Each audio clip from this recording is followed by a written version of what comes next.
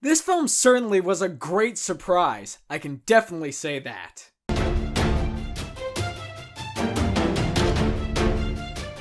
So Brad's Status is the story of a man played by Ben Stiller who at the time is not only trying to put his son through college, but is also trying to deal with the fact that his friends from childhood are all more successful and more productive to society than he is. And Brad is wondering how he can remedy that situation so he can finally become a productive citizen in society. And right out of the gate, if there's something that works in this movie, it's the performances and the characters. You know, Ben Stiller is something else because he's one of those actors that even if the film is subpar, I think that he does a good job in it. And without a doubt, he gives one of the best performances I've ever seen from him. Because he plays a character that a lot of us can relate to. He doesn't feel like his life's going where he wants it to, and he sees all the people and his friends around him who are more successful, and he wants to be there too. But if there's one thing I liked better than Ben Stiller, it's the chemistry that he has with his son in the movie, played by Troy Abrams. Honestly, their chemistry on screen kind of reminded me of the relationship between Casey Affleck and his nephew in Manchester by the Sea. But I can't really knock any of the other performances because be it Ben Stiller, Michael Sheen, Luke Wilson, or Jamie Clements, everybody gives a really good rounded performance in this movie. But besides the performances, there is something really special to take away from Brad's Status,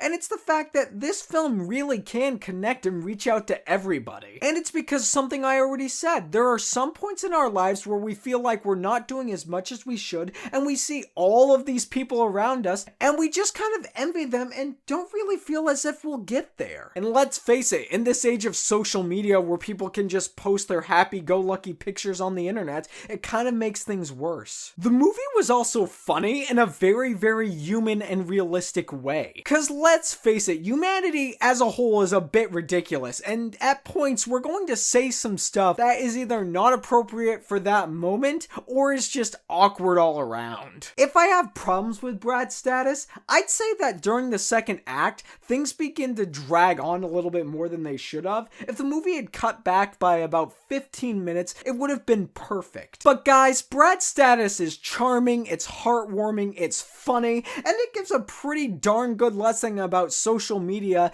and an individual standing in society. And I'll say that Brad's Status is a good casual watch.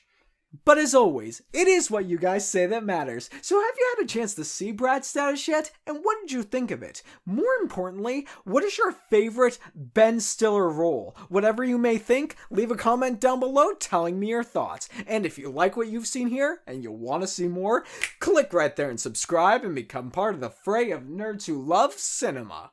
You all have a fantastic day.